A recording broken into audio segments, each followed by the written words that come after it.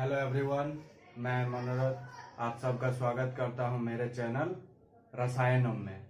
आज हम लोग कॉन्सेप्ट वाइज समझेंगे सोडियम डी लाइन और जीमैन इफेक्ट के बारे में कि कैसे मैग्नेटिक फील्ड के प्रेजेंस में मेरा लाइन स्पिल्ड हो जाता है, वो सब के बारे में पढ़ेंगे। फिर हम लोग और एक चीज के बारे में पढ़ेंगे, जैसे हाइपरफाइन लाइंस तो हम लोग को कैलकुलेट करने आता ही आता है, और यदि उस एटम का हाइपरफाइन लाइन कैलकुलेट करना है, उसमें स्पिन इंक्लूड यदि दिया हुआ हो, स्पिन नंबर दिया हुआ हो, तो कैसे निकालेंगे वो भी आज के क्लास में हम लोग सीखेंगे। आज कॉन्सेप्ट वाइज सबसे पहले हम लोग सीखेंगे सोडियम डी लाइन का इमिशन और इसका कैरेक्टरिस्टिक्स क्या क्या है।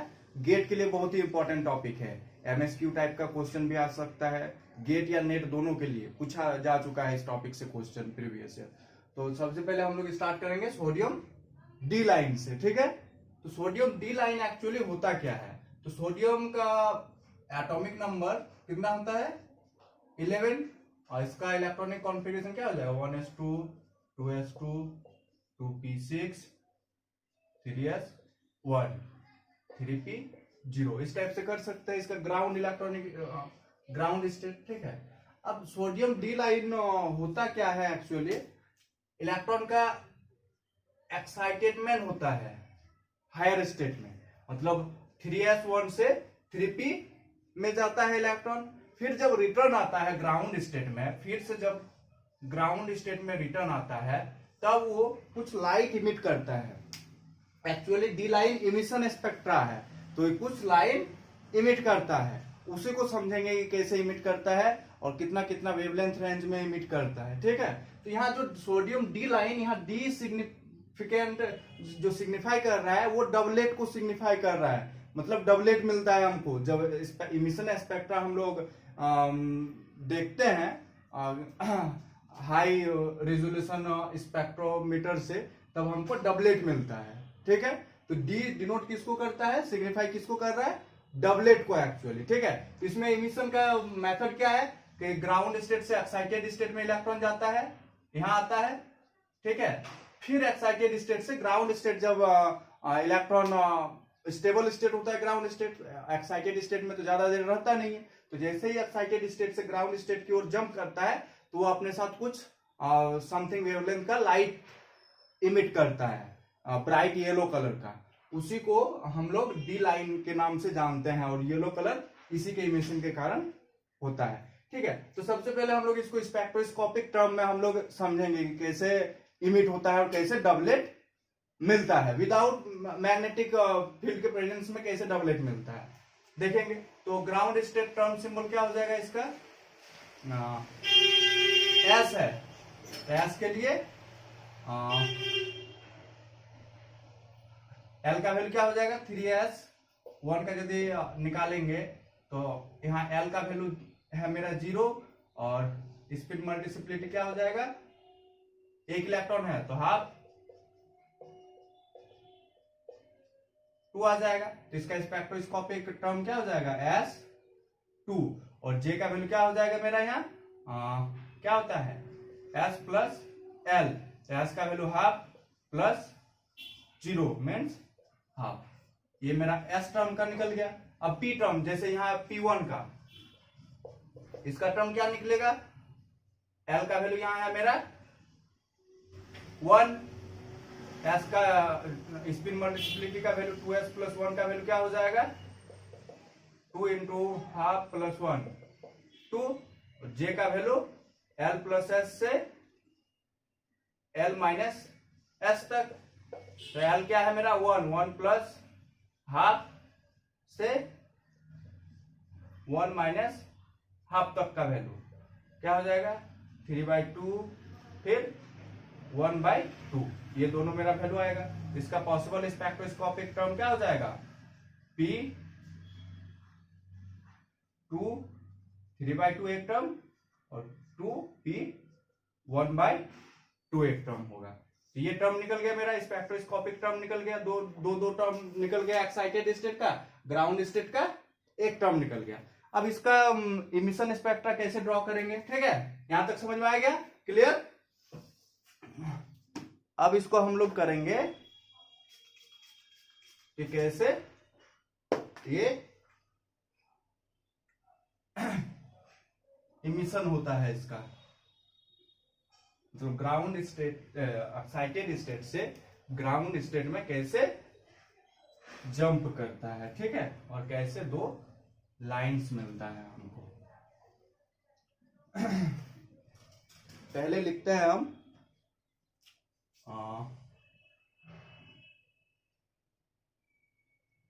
दो टर्म निकला था एक्साइटेड स्टेट का, मेरा निकला था दो टर्म एक्साइटेड स्टेट का, 2p3/2 एक टर्म, इसका एनर्जी ज्यादा होगा, जे का वैल्यू ज्यादा है।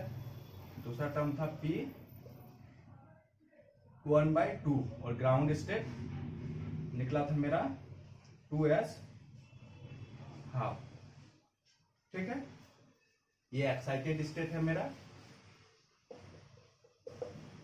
एक्साइटेड स्टेट, और क्या है ये मेरा ग्राउंड स्टेट, ग्राउंड स्टेट। तो इमिशन कैसे होता है यहां समझेंगे। पहला होता है 2p3/2 से एक बार जंप होगा ग्राउंड स्टेट में, एक लाइन देगा, और एक बार 2p1/2 से एक बार होगा ग्राउंड स्टेट में, फिर दूसरा लाइन देगा, ठीक है। इसका वेवलेंथ का वैल्यू 189 नैनोमीटर होता है, और इसका वेवलेंथ का वैल्यू होता है 589.6 nm समथिंग, यही वैल्यू होता है, ठीक है। और ये जो लाइन है इसको हम लोग बोलते हैं ये 589 nm का वैल्यू का होता है, ठीक है, और ये 589.6 nm का वैल्यू होता है। इसको हम लोग बोलते हैं D2 लाइन के नाम से जानते हैं, और इसको D1, मतलब ये जो D है ये दो टाइप का दो लाइन देता है, एक D1 एक D2। तो D1 लाइन कौन सा देगा मेरा,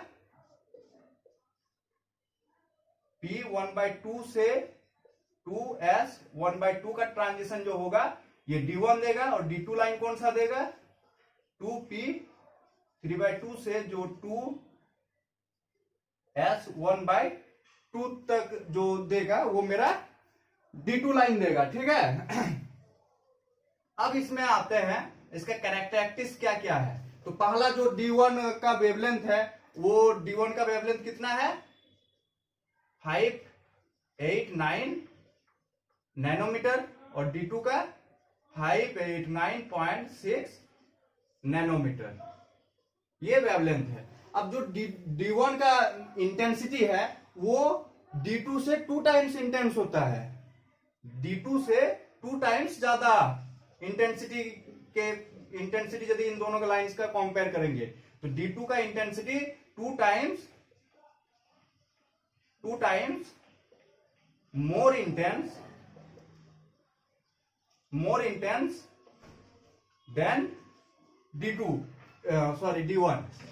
तो ये जो लाइन है मेरा ये 2 टाइम ज्यादा इंटेंस होगा as compare to this transition. Means ये जो ट्रांजिशन है मेरा ये ट्रांजिशन 2 टाइम्स लेस इंटेंस है as compare to this transition, ठीक है। ये ट्रांजिशन जो होगा 2p3/2 मतलब इस टर्म से इस टर्म ये वाला टर्म 2 टाइम्स ज्यादा इंटेंस होगा as compare to D1 term, ठीक है। ये सिंपल जो हम लोग इमिशन स्पेक्ट्रा है उसके केस में बात कर रहे हैं। तो जितना भी मेरा ब्राइट येलो कलर होता है वो विजिबल रेंज में आता है, और जितना भी सोडियम डी लाइन मतलब इमिशन होता है और ल्यूमिनियस जो भी आता है इसी इमिशन के कारण आता है। क्लियर है। एक्साइटेड स्टेट से ग्राउंड स्टेट में 2 टाइप का इमिशन होता है। पहला इमिशन 589 नैनोमीटर पे होता है, उसको हम लोग D2 लाइन के नाम से जानते हैं। दूसरा इमिशन 2p1/2 से S ग्राउंड स्टेट में होता है, उसको हम लोग D1 लाइन के नाम से जानते हैं। उसका जो वेवलेंथ होता है वो 589.6 नैनोमीटर होता है, ठीक है। और जो D2 का इंटेंसिटी होता है, इंटेंसिटी यदि कंपेयर करेंगे वो 2 टाइम्स ज्यादा इंटेंस होता है as compare to D1। Clear है? ये सिंपल स्पेक्ट्रम हम लोग अभी तक डिस्कस किए। अब इसका जीवन इफेक्ट के बारे में हम लोग बात करेंगे, ठीक है। अब हम लोग बात करेंगे जीवन इफेक्ट के बारे में। ये नॉर्मल फील्ड में शो करता है इस टाइप से, लेकिन क्या होगा यदि हम लोग इसको मैग्नेटिक फील्ड में स्टडी करेंगे, ठीक है। जेमन इफेक्ट क्या होता है? किसी भी स्पेक्ट्रल लाइन का मैग्नेटिक फील्ड के प्रेजेंस में स्पिल्ड हो जाना को हम लोग बोलते हैं जेमन इफेक्ट। ये नॉर्मल इमिशन था। अब जेमन इफेक्ट के केस में क्या हो जाता है? जेमन इफेक्ट में ये सोडियम डी लाइन था, ठीक है, 2 लाइन देता है डबलेट। अब क्या हो जाता है? ये फिर से स्प्लिट हो जाता है। ये जो 2 लाइन मेरा D1 और D2 था, D1 और D2 था, जो वो फिर से मेरा स्प्लिट हो जाता है, ठीक है। तो D2 जो स्प्लिट होता है वो सॉरी एक सेकेंड,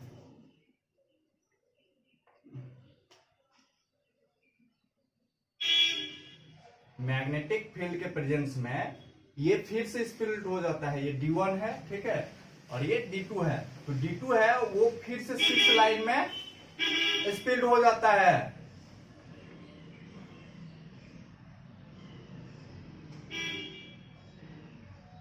ये 6 लाइन फिर से स्प्लिट हो जाता है, और जो D1 लाइन है वो 4 लाइन में फिर से स्प्लिट हो जाता है जैसे ही मैग्नेटिक फील्ड के प्रेजेंस में लाएंगे।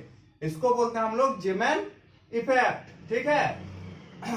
पहले डबलेट देगा, सोडियम डी लाइन क्या देता है? डबलेट देता है। यदि उसको हम लोग एक्सटर्नल मैग्नेटिक फील्ड के प्रेजेंस में लाएंगे तो जेमन इफेक्ट के अकॉर्डिंग, मतलब कोई भी स्पेक्ट्रल लाइन को यदि मैग्नेटिक फील्ड के प्रेजेंस में लाते हैं तो वो फिर से स्प्लिट हो जाता है।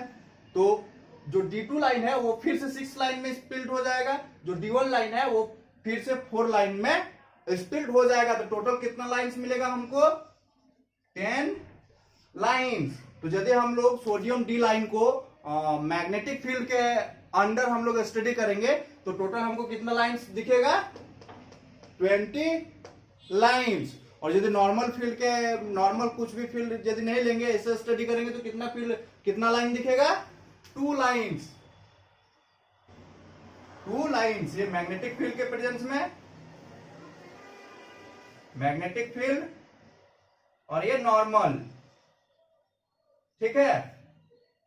क्वेश्चन पूछ सकता है एमएसक्यू में कि मैग्नेटिक फील्ड में सोडियम डी लाइन कितना लाइन शो करता है? 10 लाइंस, और नॉर्मल फील्ड में 2 लाइंस।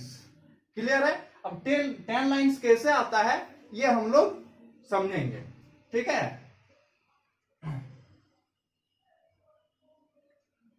उससे पहले कुछ हम लोग कॉन्सेप्ट जानते हैं, ठीक है। जेमन फील्ड का selection rule, selection rules of जेमन स्प्लिटिंग। इसका सिलेक्शन रूल क्या है कि पहला यदि मेरा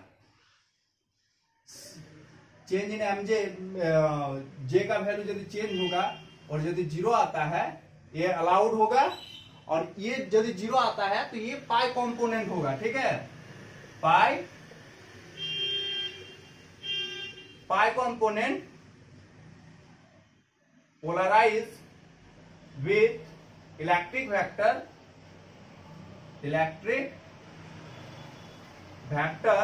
पैरेलल टू फील्ड, मतलब मैग्नेटिक फील्ड।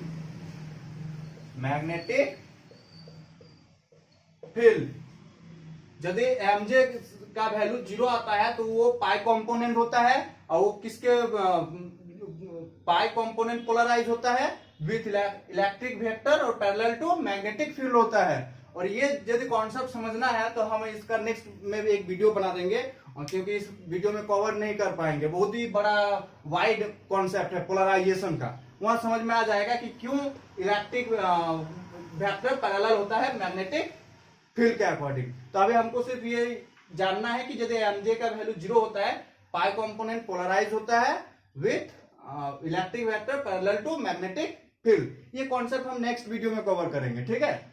और यदि mj का वैल्यू ±1 होता है तो ये सिग्मा कंपोनेंट जो होता है, sigma component polarize with electric vector, electric vector parallel to magnetic field, magnetic. ये मेरा एक्चुअली जीमेन स्प्लिटिंग का सिलेक्शन रूल होता है। पहला यदि चेंज इन mj वैल्यू 0 तो वो पाई कंपोनेंट होगा और वो पोलराइज होगा पैरेलल टू मैग्नेटिक फील्ड, ठीक है। यदि mj वैल्यू ±1 होगा वो सिग्मा कंपोनेंट होगा और पोलराइज इलेक्ट्रिक वेक्टर के साथ पैरेलल क्या होगा, मैग्नेटिक फील्ड का पैरेलल होगा, मतलब जो मैग्नेटिक फील्ड अप्लाई कर रहे हैं उसके पैरेलल होगा। ये दोनों कॉन्सेप्ट यदि आपको समझना है तो नेक्स्ट एक वीडियो बनाएंगे, यदि समझना है तो कमेंट सेक्शन में बताइएगा, क्योंकि ये बहुत ही वाइड कॉन्सेप्ट है। फिर पोलराइजेशन जाना होगा हमको, पोलराइजेशन क्या होता है, वहीं से ये कॉन्सेप्ट आएगा मेरा, ठीक है। तो यदि किसी को जानना है तो आप कमेंट सेक्शन में बेझिझक बताइए, हम नेक्स्ट वीडियो में उसको जरूर कवर करेंगे, ठीक है। तो ये दो सिलेक्शन रूल है, ये दोनों सिलेक्शन रूल ही मेरा डोमिनेट करता है। और 10 लाइंस कैसे आता है मैग्नेटिक फील्ड के प्रेजेंस में वो एक्सप्लेन करता है, ठीक है। अब इसका स्पेक्ट्रा के बारे में जानेंगे। ये दोनों सिलेक्शन रूल यदि याद है तो आप 10 कैसे लाइन आएगा वो कर सकते हो। देखिए मेरा क्या था, एक ग्राउंड स्टेट था,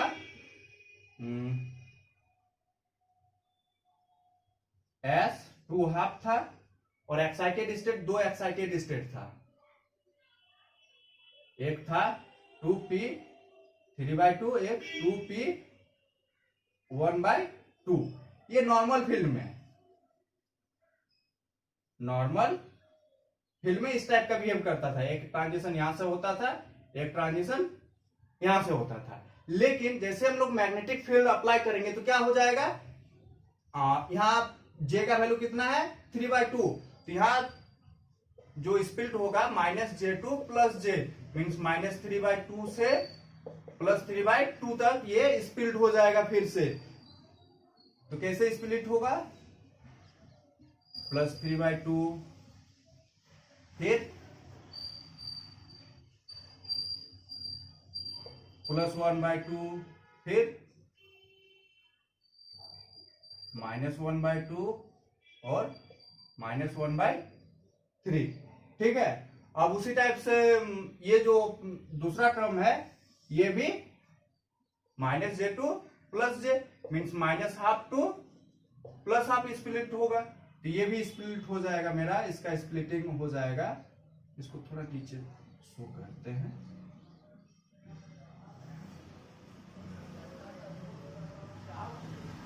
टू पी 1/2, तो ये भी स्प्लिट करेगा मेरा, ठीक है।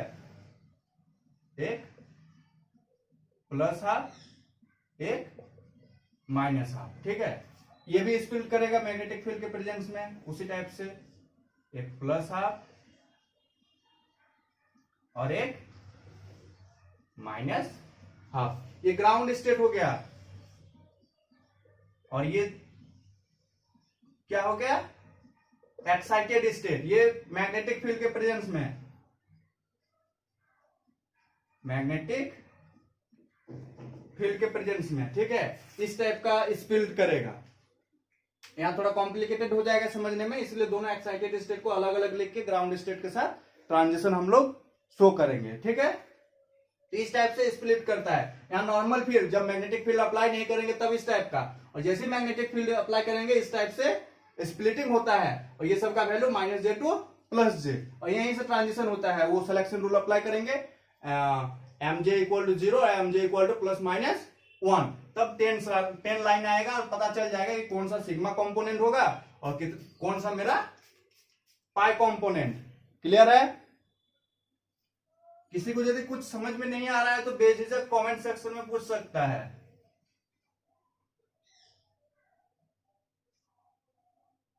कमेंट सेक्शन में पूछ सकते हो। अब हम लोग इसका ट्रांजिशन शो करेंगे। वहां कॉम्प्लिकेटेड हो जा रहा था तो हम लोग दोनों को अलग अलग करके शो करेंगे। पहला ट्रांजिशन किसके किसके बीच था? पहला ट्रांजिशन 2p1/2 और 2s1/2। ये स्प्लिट हो रहा था दो टर्म में,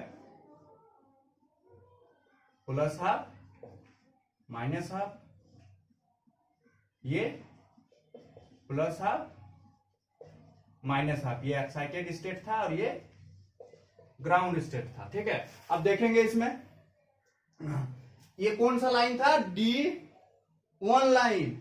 D1 लाइन यदि पूछेगा तो वो 4 लाइन में स्प्लिट होता है। कैसे होता है अभी देखते हैं। तो सिलेक्शन रूल मेरा क्या था? डेल्टा एम जे 0 ये पाई कंपोनेंट और डेल्टा एम जे ±1 ये सिग्मा कंपोनेंट। ठीक है, अब एक्साइटेड स्टेट से ग्राउंड स्टेट करेंगे तो पहला क्या होगा? प्लस हाफ से प्लस हाफ, तो ये 0 हो जाएगा। यहां से यदि हम लोग एक ट्रांजिशन करेंगे, यहां क्या हो जाएगा? Change in m j equal to क्या हो जाएगा? 0 हो जाएगा, क्योंकि प्लस हाफ माइनस हाफ 0, तो 0 का जो आएगा उसको हम लोग क्या बोलते हैं? इस लाइन को हम लोग क्या बोलेंगे? पाई कंपोनेंट। ठीक है, उसी टाइप से फिर एक ट्रांजिशन होगा माइनस हाफ प्लस हाफ, ये +1 हो जाएगा एम जे -1, तो प्लस माइनस 1 रहेगा तो कौन सा कंपोनेंट होगा? ये सिग्मा कंपोनेंट। ठीक है, उसी टाइप से एक बार ये होगा एम जे इक्वल टू +1, ये कौन सा कंपोनेंट होगा? सिग्मा। एक बार यहां से यहां ट्रांजिशन होगा, ये कौन सा कंपोनेंट होगा? पाई। ये वाला वैल्यू हो जाएगा delta m j equal to 0। ठीक है, तो जो D1 लाइन है 4 लाइन में स्प्लिट होता है, 2 सिग्मा कंपोनेंट देता है, 2 पाई कंपोनेंट। क्लियर है? उसी टाइप से अब हम लोग D2 लाइन का देखेंगे ट्रांजिशन। D2 लाइन में पहला क्या था? 2p 3/2 और 2s1/2। ये स्प्लिट होगा 3/2। ठीक है, प्लस हाफ -1/2 फिर -3/2, ये भी प्लस हाफ माइनस हाफ। ये मेरा ग्राउंड स्टेट है, ये एक्साइटेड स्टेट है। दोनों को अलग अलग करके शो किए क्योंकि एक में समझ में नहीं आता अच्छा से। ये D2 लाइन का हम लोग करते हैं। सिलेक्शन रूल अप्लाई करेंगे तो सिलेक्शन रूल पहले अप्लाई करते हैं यहां से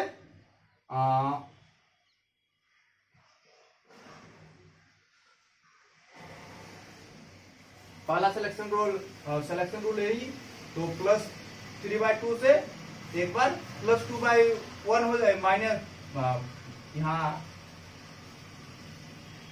हाफ -3/2 तो -1 हो जाएगा। तो एक बार ट्रांजिशन यहां से यहां होगा।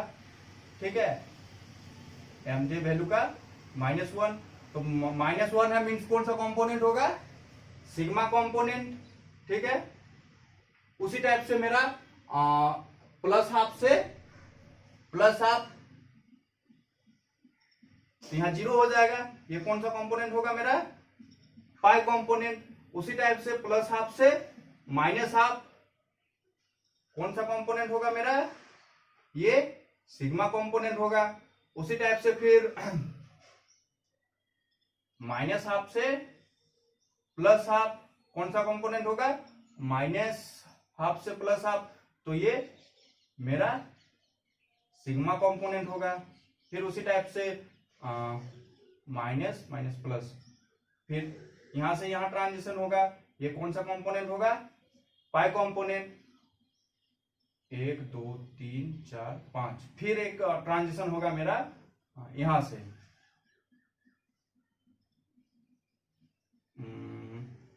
-12 + 3/2 2 1, यहां से ट्रांजिशन होगा। ठीक है, यहां से कौन सा कंपोनेंट आएगा मेरा, सिग्मा कंपोनेंट, 1 2 3 4 5 6, ये पॉसिबल मतलब कंपोनेंट हो गया, ट्रांजिशन हो गया। तो टोटल मेरा पाई कंपोनेंट कितना हो गया, पाई कंपोनेंट 1 2 3 4, और सिग्मा कंपोनेंट हो गया 1 2 3 4 5 6, सिग्मा कंपोनेंट हो गया मेरा 6। तो सोडियम डी लाइन में मेरा 4 पाई कंपोनेंट होता है, सिग्मा कंपोनेंट 6 होता है, और टोटल मेरा जो लाइन आता है 10 लाइन होता है। D1 का स्प्लिटिंग से 4 लाइन मिलता है, उसमें 2 पाई कंपोनेंट 2 सिग्मा कंपोनेंट, और D2 का स्प्लिटिंग से 6 लाइन मिलता है, 4 सिग्मा कंपोनेंट और 2 पाई कंपोनेंट। ठीक है, इसको समराइज करके लिख देते हैं। इसको समराइज करते हैं।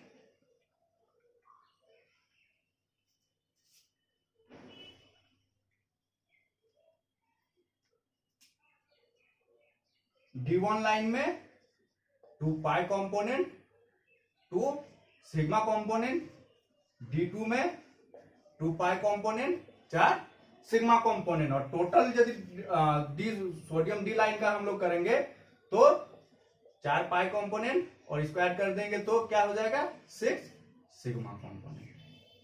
क्लियर है, इस टाइप से हम लोग कर सकते हैं। तो ये जीमेन इफेक्ट के थ्रू हम लोग एक्सप्लेन किए सोडियम डी लाइन को कि इसमें 10 लाइन कैसे आता है, और सिग्मा कंपोनेंट कैसे निकालेंगे, पाई कंपोनेंट कैसे निकालेंगे, समझ में आ गया। यदि mj = 0 होगा, वो pi component polarize with electric vector parallel to magnetic field, और +-1 आएगा तो सिग्मा कंपोनेंट होगा polarize with electric vector parallel to magnetic field.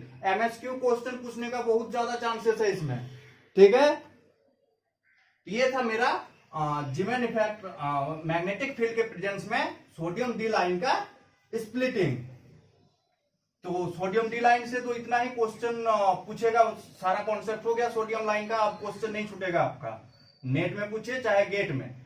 अब एक लास्ट में हम टॉपिक बताए थे कि यदि मेरा स्पिन इंक्लूड रहे, ठीक है, स्पिन इंक्लूड रहे, न्यूक्लियर स्पिन इंक्लूड रहे, तो हम लोग उसमें हाइपर फाइन लाइन कैसे निकालेंगे। हाइपर फाइन लाइन कब होता है, जब बहुत हाई रेजोल्यूशन स्पेक्ट्रोमीटर से हम लोग किसी स्पेक्ट्रम को मेजर करते हैं, ठीक है, तो वो जो फाइन लाइन है और भी स्प्लिटिंग शो करता है छोटा छोटा फाइन लाइन में, तो उसको हम लोग बोलते हैं हाइपर फाइन स्ट्रक्चर। तो उसका हम लोग कैसे करेंगे, जैसे मान लेते हैं sodium D line,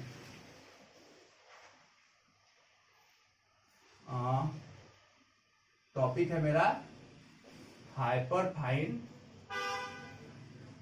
fine line with spin include. ठीक है, स्पिन इंक्लूड रहेगा तो कैसे निकालेंगे। जैसे हम लोग टोटल एंगुलर मोमेंटम कैसे निकालते थे, फॉर्मूला क्या होता था, जे वेक्टर इक्वल टू आई यदि दिया हुआ रहेगा, ठीक है, जे इक्वल टू हम लोग करते थे L vector plus S vector. लेकिन स्पिन दिया हुआ है इसमें, तो हम लोग करेंगे इसमें स्पिन एंगुलर मोमेंटम को भी इंक्लूड करेंगे। Means total angular momentum F vector L vector plus S vector plus I vector. L vector angular momentum, spin angular momentum, और ये न्यूक्लियर स्पिन एंगुलर मोमेंटम, यहां न्यूक्लियर स्पिन, ये nuclear spin भी इसमें include करेंगे। और ये क्या है, total angular momentum, total angular momentum. ठीक है, तो ये फॉर्मूला होता है L vector S vector I, तीनों वेक्टर का वेक्टोरियल एडिशन होगा। मीन्स हम लोग इसको सिंपली क्या कर सकते हैं, जे वेक्टर प्लस आई वेक्टर, ठीक है। और यहाँ एफ का वैल्यू क्या हो जाएगा, एफ का वैल्यू हो जाएगा मेरा जे प्लस आई से जे माइनस आई का वैल्यू, ठीक है। ये फॉर्मूला याद रखना है, जे प्लस आई से जे माइनस आई। और यहां सिलेक्शन रूल क्या अप्लाई करेंगे, एफ का होगा 0 तो ये अलाउड होगा सिलेक्शन रूल, और एफ प्लस माइनस 1 ये भी अलाउड होगा। लेकिन F equal to 0 change in total angular momentum does not mean कि एफ इक्वल टू 0 से एफ इक्वल टू 0 ये ट्रांजिशन मेरा नहीं होगा। एफ इक्वल टू 0 होगा लेकिन 0 से 0 नहीं होगा।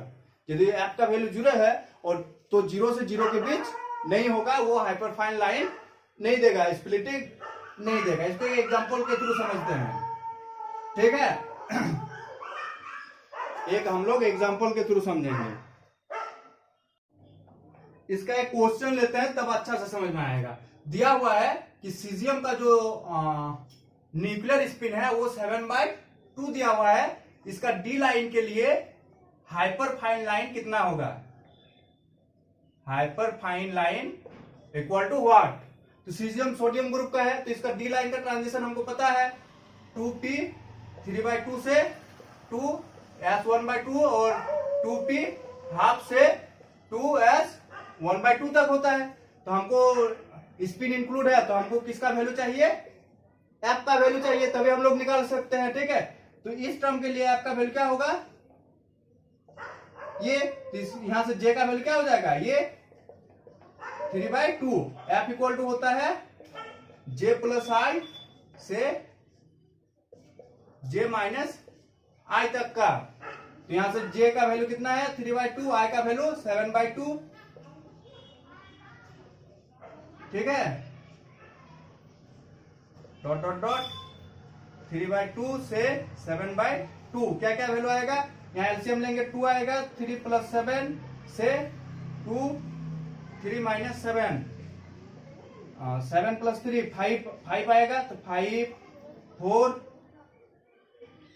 3 2 ये वैल्यू आएगा इस टर्म के लिए आपका वैल्यू। उसी टाइप से इस टर्म के लिए आपका वैल्यू क्या आ जाएगा, 2p हाफ के लिए यहाँ जे का वैल्यू क्या हो जाएगा हाफ, तो एफ का वैल्यू क्या हो जाएगा हाफ प्लस 7/2 हाफ माइनस 7/2। तो इसके लिए वैल्यू कितना आ जाएगा 4 और यहां आ जाएगा 6/2 3 4 3। उसी टाइप से एस टर्म के लिए सबके लिए पहले एफ का वैल्यू निकालेंगे, इसके जे का वैल्यू हाफ, तो यहाँ एफ का वैल्यू क्या निकल जाएगा हाफ प्लस 7/2 हाफ माइनस 7/2 क्या आएगा 2 एलसीएम लेंगे 4 और यहां आ जाएगा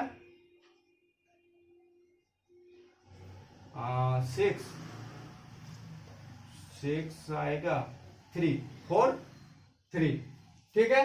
तो ये मेरा निकल गया एफ टर्म। इस टर्म के लिए 5 4 3 2 और इसके लिए 4 3 और इसके लिए 3 4। अब इसका स्पेक्ट्रम सिलेक्शन रूल अप्लाई करेंगे, देखते हैं, बहुत ही आसान है।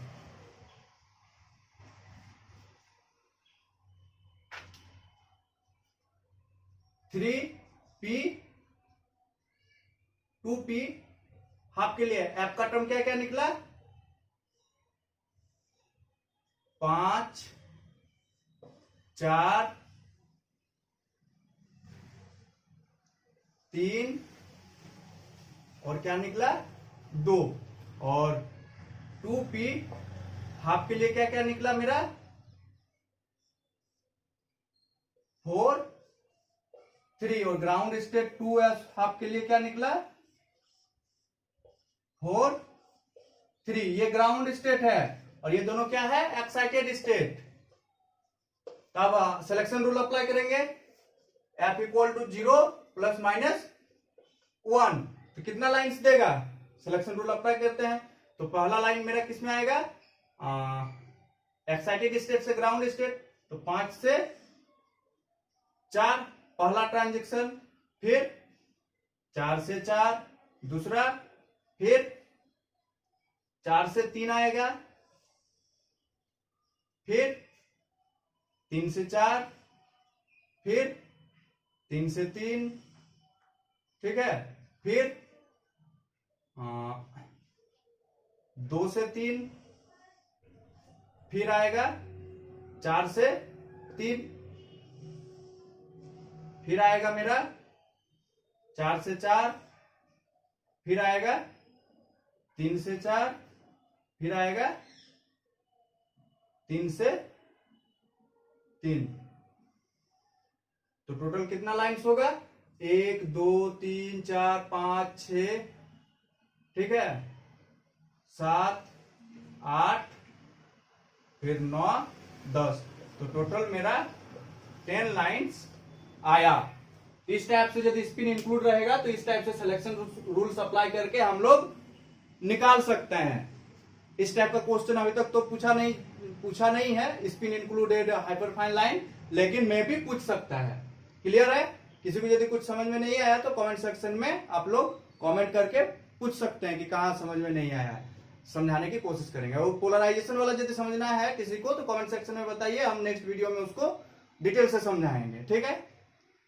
और नीचे दिए गए टेलीग्राम लिंक पर क्लिक कीजिए, वहां आपको इस टॉपिक से रिलेटेड नोट्स भी मिल जाएंगे और असाइनमेंट भी मिल जाएंगे, ठीक है। और यदि मेरा एफर्ट अच्छा लगा हो तो प्लीज वीडियो को लाइक कर दीजिए, इससे मेरा क्या होता है ना कि मोटिवेशन मिलता है और अच्छा से वीडियो हमको बनाने का मन करता है। और अपने फ्रेंड्स के साथ भी शेयर कीजिए, सब्सक्राइब कीजिए, मोटिवेशन देते रहिए, लाइक करके, सब्सक्राइब करके, शेयर करके, तभी हम अच्छा वीडियो और अपलोड कर पाएंगे, ठीक है। Thank you.